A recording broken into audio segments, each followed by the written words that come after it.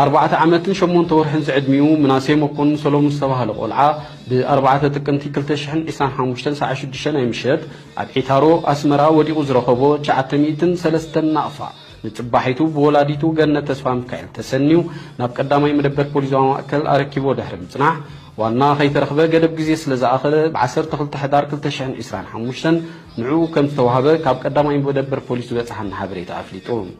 እዚ ተማሃራይ ቅድመ ትምህርቲ ዝኾነ ህፃን ነቲ ኣብ ከባቢ ጎዙ ዝረኸቦ ገንዘብ ቡግያ ናብ ወላዲቱ መጺኡ ከም ዘረከባን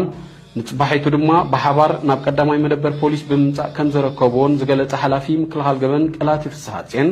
ወዲቑ ጸናሕካ ገንዘብ ይኹን ንብረት ዋኑ ክርከቡ ኣለዎ ብዝብል ሰናይ ሓሳብ ናብ መደበር ፖሊስ ናይ ምርካብ ልምዲ ብትሕቲ ዕድመ ህፃናት ከይተረፈ ይሰዓብ ብምህላው ዝሕብን እዩ ድሕሪ ምባል ህፃናት ዝገብሮ ሰናይ ተግባር ውፅኢት ውሁድ ፃዕሪ ወለድን መላእ ሕብረተሰብን ምዃኑ ሓቢሩ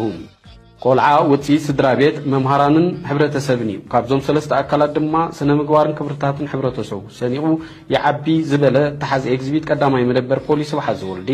ሰናይ ተግባር ናብ ዝቕፅሉ ወለዶታት ከም ዘሎ ክሰጋገር ሓላፍነት ኩሉ ዜጋ ስለ ዝኾነ ኩሉ ክፅዕረሉ ተላብዩ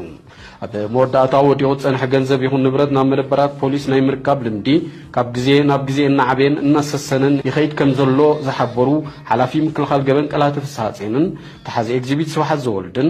ንብረት ይኹን ገንዘብ ዝጠፍኦም ሰባት ናብ መደበራት ፖሊስ ከመልክቱ ከም ዝግባእ ብምዝኻር ምናልባት ገንዘቦም ወይ ንብረቶም ኣብ ካልእ መደበር ፖሊስ ክርከቡን ስለ ዝኽእል ኣብ ቤት ጽሕፈት ፖሊስ ዞባ ማእከል ቀሪቦም ክውከሱ ከም ዝግባእ ኣተሓሳሲቡ